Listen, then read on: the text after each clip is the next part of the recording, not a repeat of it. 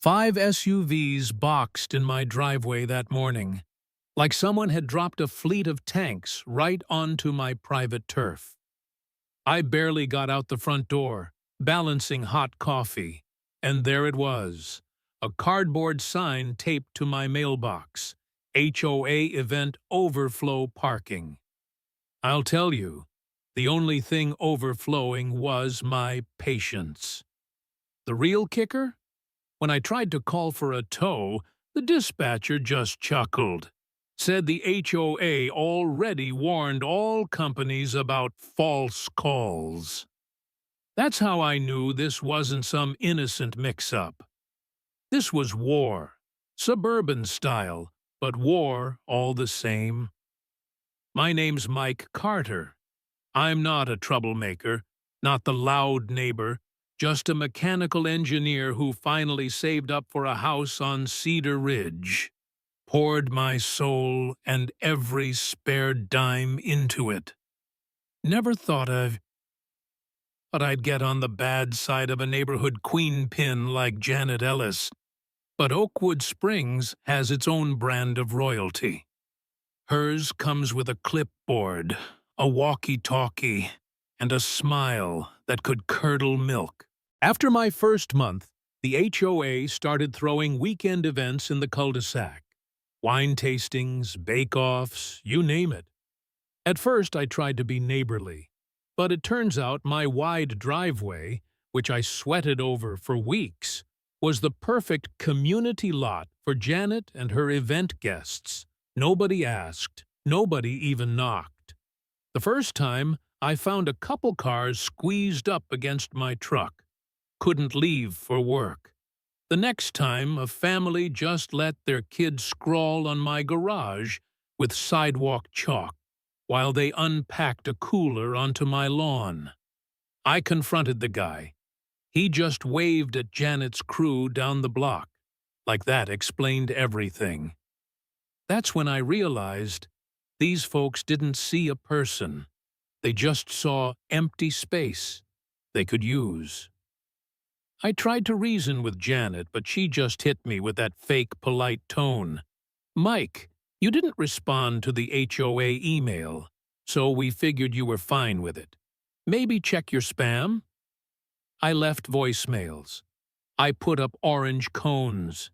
She smirked. And the next weekend, my cones vanished. One of her little clipboard minions even drew a smiley face on my private property sign and wrote, "Buzzkill." I'd never felt so invisible on my own land. The thing about anger, it either eats you alive or fires up your brain. For me, it did both. After a rainstorm knocked out the power and I missed a work deadline because 4 cars boxed me in, I was done. This wasn't a misunderstanding anymore. It was Janet's way of flexing power, her and that smug HOA board treating my place like a party rental. I started thinking like an engineer. If polite signs and calls got ignored, maybe cold steel would get the message across. I spent the next week sketching plans for a driveway security enhancement. Fancy words. But what I really built was a custom retractable gate, solar-powered, pressure-activated, with a row of parking spikes tucked underneath. Threw in a license plate camera, a loudspeaker, and a couple motion sensors for good measure. Oh, and I got the whole thing city-permitted, made sure every detail was legal down to the last bolt. I'll never forget the look Janet gave me when the concrete truck showed up. "Upgrading, huh?" she sang, fake sweet. "Just protecting what's mine," I grinned. I knew the next HOA event was coming, the big wine social. Saturday afternoon, I set up a lawn chair and watched as the parade began. First up, a silver Lexus tried to pull in. The tires hit my sensors, the LEDs flashed, and my voice boomed out. "You are entering private property. Please reverse, or your vehicle will be immobilized. The lady behind the wheel looked like she'd seen a ghost. Then came Janet in her golf cart, clipboard in hand, pointing at my house, urging the next car to try. Same thing. The spikes rose, the lights flashed, and this time I took the mic. 3 seconds to leave, or you'll have to call a flatbed. Both cars peeled out. Janet came stomping over, red in the face. Mike, you can't just install booby traps in a family neighborhood. I pulled out my city permit, handed it to her, deadpan. Fully authorized security deterrent. Want to see the footage of your last event blocking emergency access? She tried to argue, but that's when the neighbor across the street started filming. The next day, the video was everywhere.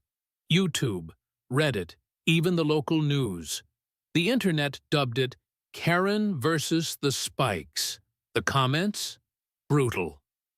By Monday, the HOA sent out a desperate email about community harmony and intimidating mechanisms, but it was too late. The whole neighborhood knew the truth, and honestly, most of them were cheering me on.